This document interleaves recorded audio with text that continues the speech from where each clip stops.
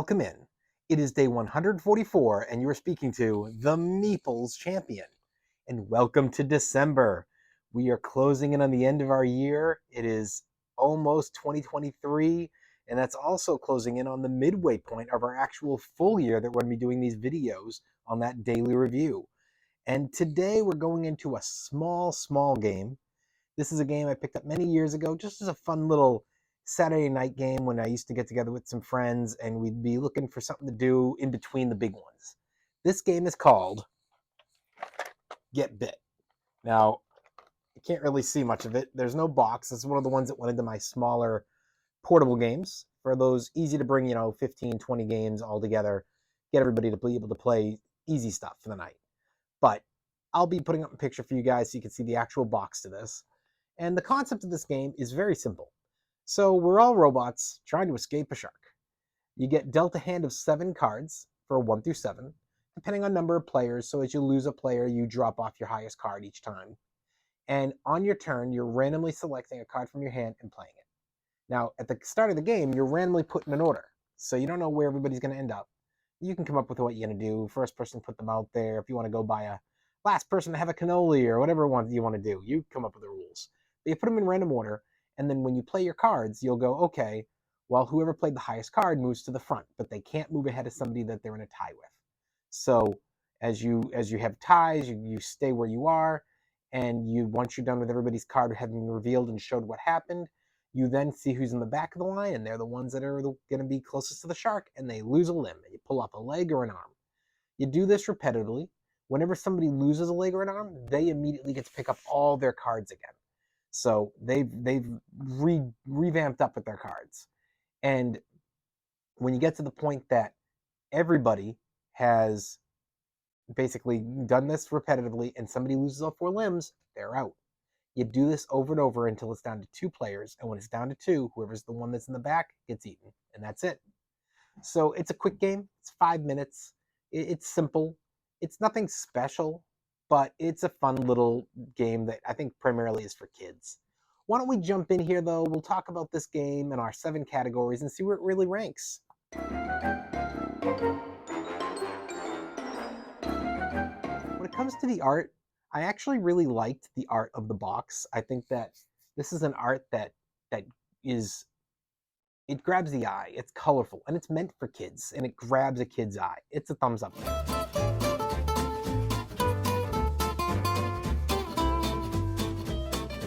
When it comes to those components, you have 2 pieces of components here. You have the cards, which are fine.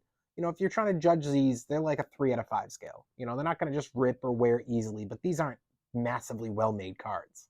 But your robots are really cool because all the limbs can pop off the robot. So as you're going, you just pop them off and you pop them back on. It's a nice little fun little game for, I think that the kids who this is after, it grabs them because they're playing with the robots and mixing body parts and changing up the colors. So that's a thumbs up. The prices, this is very easy. Now, I don't know if I've seen it at Target before. I may have seen it at Barnes & Noble, but I don't feel like those are the stores this is primarily found at. But you will find this at like 3 out of 5 game stores. It's one of those ones that it's just about having either a smaller game section or a kids section. Either of those this tends to fit into. And it's not expensive. It's under 20 bucks. It's a fun, good price game. That's a thumbs up. Your difficulty. So this game is fantastic for kids and therefore for parents. I don't care what level you are. It's great because you have a game for your kids. And then after that, it's not necessarily the best intro game. I don't think that beginners would love this game because I think it's too basic for them. If they're really thinking, I want to go game, they want to go game. And this is not that for them. And that obviously gets worse with experienced and with experts. But to me, the whole point is that this is a kid's game. So yeah, this isn't the game you necessarily want to pull out with your friends. Yes, I had it for Saturday nights, but we had it for Saturday nights because one of our friends had a kid who was at the age where he wanted to play, and we knew it was a game that we could pull out and play with him and include him. And it would allow him to be like, hey, you know what? We're in between games. Why don't we play a game of Get Bit? And he'd be like, oh, okay. And we'd all play. He'd have fun. We might even play 2 or 3 games in a row. And then we'd move on and play our game, and he'd feel like he was included. So I think for that reason is why I'm going to say that that difficulty is acceptable, because it's not about being a game I want to play. It's about a game that I get to play with my kids or my friends' kids or my family's kids, knowing that it's a game that can include kids and that we're not going to hate it. It's not Candyland. So I'll give it a thumbs up there.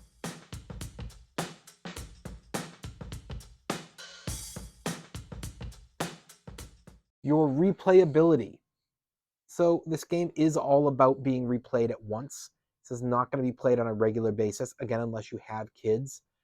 But for me, this is more about when you do pull it out, you pull it and you play it a few times in a row. So I'm going to give it a thumbs up there.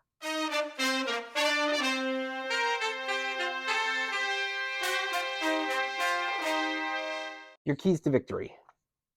It's not really many here. In fact, I'd say there's basically one. Don't get bit. You're playing cards 1 through 7 to help move you forward in the line, so you're not last in the line, so you don't get bit, and that's all there is to it. So I don't think there's enough option here, especially since you replenish your hand every time that you get bit. It's one of those things where I'm like, I guess I'd risk it and I'd play like low numbers at the beginning if I'm not in the back of the line. Hope to get to the big numbers, because if I don't get bit, I'll be fine. I don't know. It doesn't make sense to me quite, but I just don't think that there's enough there. I got to give it a thumbs down.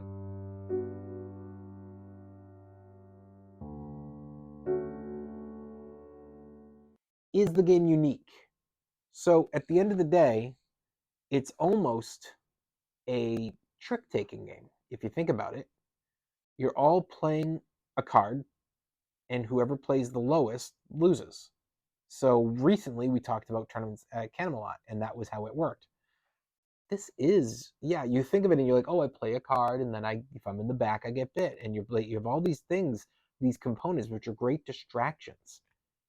But it's just a punishing of the loser trick-taking game. That's all it is. The only difference is that when you get hurt, you get back your cards. So yeah, there's a little extra there, but at the end of the day, it's just trick-taking to me. That's how it comes across. It's trick-taking with a replenishing hand. So I got to give it a thumbs down. Overall, what do I think of this game? I don't think you have to play it. I don't think you have to own it. But if you have kids, get it. Go get this if you have like 5-year-olds to like 9, 10-year-olds, because it's a perfect game for a little intro for them. There's a little something for you to do during it. And even if they don't love the game, they can play with the robots. It's fun for them to be like, hey, let's play a couple games, and then you want to play a game with your wife or husband and siblings, and you just go, oh, why don't you play with the robots now? We're gonna play this next game, but you can keep this one and play with it. And they just mix up the parts. So I think that's what it's meant for. But that's just my opinion. It's up to you to decide. Do you like smaller games? Do you like kid games? Are you more into just a game that's not going to be too much thought or stress? If it is, then maybe this is for you. And if that's the case, cool. It's always good to find what works best for you, because that's what the whole point of gaming is. Well, it is day 144, and we've been speaking about the game Get Bit. And you've been speaking to the Meeples Champion. Like, share, subscribe, and check down below in the description where I'll be adding an Amazon link in case you want to get this game for your collection. Until next time, I'll talk to you tomorrow.